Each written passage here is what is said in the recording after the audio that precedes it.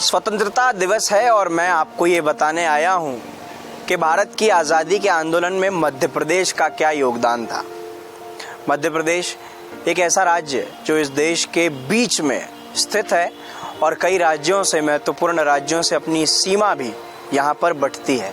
लेकिन मध्य प्रदेश आज़ादी के आंदोलन में कहीं एक ऐसे स्थान पर खड़ा था जिसे मैं आपको बताऊंगा तो आप खुश हो जाएंगे।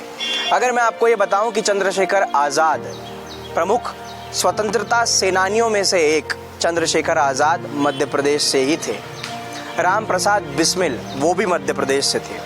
कई ऐसे आंदोलन मध्य प्रदेश से ही शुरू हुए जिसने भारत की आज़ादी में अपना एक महत्वपूर्ण योगदान दिया।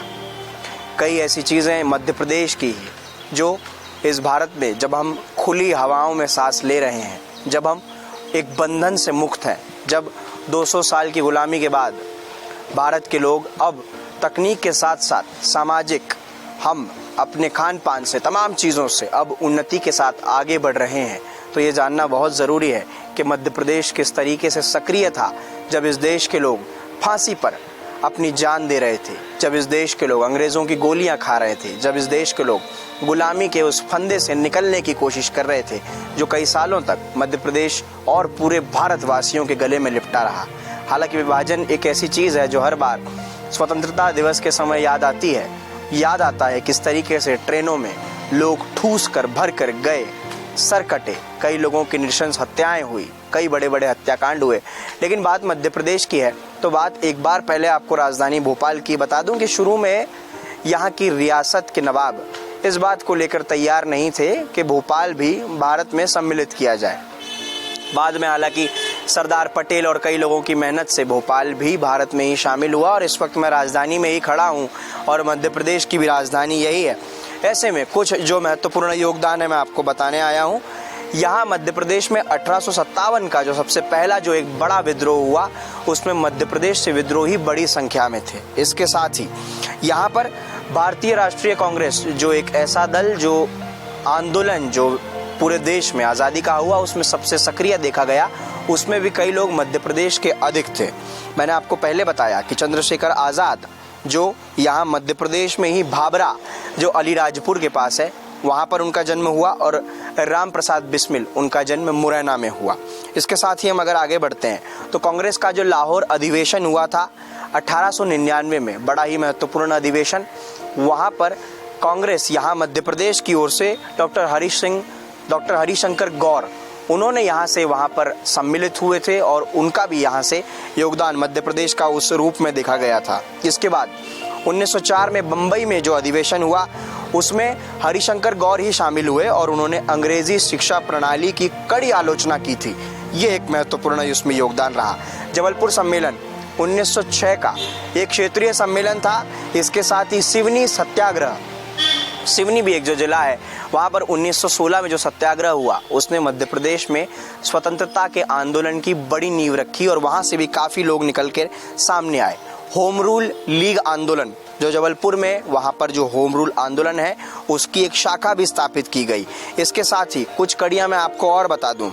जब महात्मा गांधी ने असहयोग आंदोलन शुरू किया तो इस खिलाफत आंदोलन के साथ साथ और असहयोग आंदोलन के साथ साथ मध्य प्रदेश के लोग इसमें बहुत सक्रिय रूप से शामिल थे।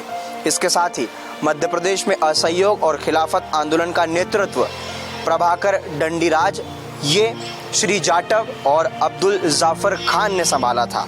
इसके साथ ही जो झंडा सत्याग्रह हुआ था उसकी शुरुआत भी मध्य प्रदेश से हुई थी। 18 मार्च 1923 को जबलपुर और नागपुर में एक जन आंदोलन ने इसका रूप लिया और ये राष्ट्रव्यापी आंदोलन बनता चला गया। मध्य प्रदेश का इतिहास बहुत पुराना है। मध्य प्रदेश का इतिहास भारत के स्वतंत्रता संग्राम में बहुत पुराना है, लेकिन ये एक गाथा रुकेगी नहीं, समय लगातार बढ़ता चला जाएगा। इतना बड़ा मध्य प्रदेश का इतिहास है। लेकिन कुछ चीज़ें गौरवान्वित करने वाली मध्य प्रदेश की हैं। जिस तरीके से जब हम कहते हैं, जब हम चंद्रशेखर आज़ाद का नाम लेते हैं तो उनके नाम में ही आज़ादी है, उनके नाम में ही आज़ाद है। उनके नाम से ही महसूस होता है कि भारत को कितनी ज़रूरी आज़ादी थी और कितनी कड़ी मशक्क़त के बाद ये आज़ादी मिली। जब हम चंद्रशेखर आज़ाद की कहानियाँ पढ़ते हैं, ये गौरवान्वित करने वाला पद है कि चंद्रशेखर आज़ाद और राम प्रसाद बिस्मिल दोनों ही मध्य प्रदेश के ही वासी थे। मध्य प्रदेश ही उनका मूलतः प्रदेश था। इसके साथ ही कई ऐसे आंदोलन और समय के साथ भी मध्य प्रदेश ने भारत के विकास में लगातार अपनी भूमिका निभाई है। हालांकि इस प्रकार की रिपोर्ट्स मैं आपको लगातार दिखाता रहूंगा। तब तक के लिए अगर आप मध्य प्रदेश वासी हैं और इस वीडियो को देख रहे हैं तो चैनल को सब्सक्राइब ज़रूर कीजिए। और अगर आप अपने दादा परदादा अगर वो आपके घर में हैं उनसे कुछ कहानियाँ सुनकर लिखकर हमें भेजना चाहते हैं तो कमेंट बॉक्स में ज़रूर बताइए।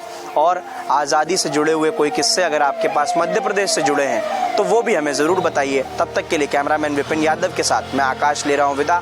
आप देखते रहिए मध्य प्रदेश फर्स्ट। इस तरह की और भी वीडियो को देखने के लिए हमारे YouTube चैनल को सब्सक्राइब करें और बेल आइकन को दबाना ना भूलें।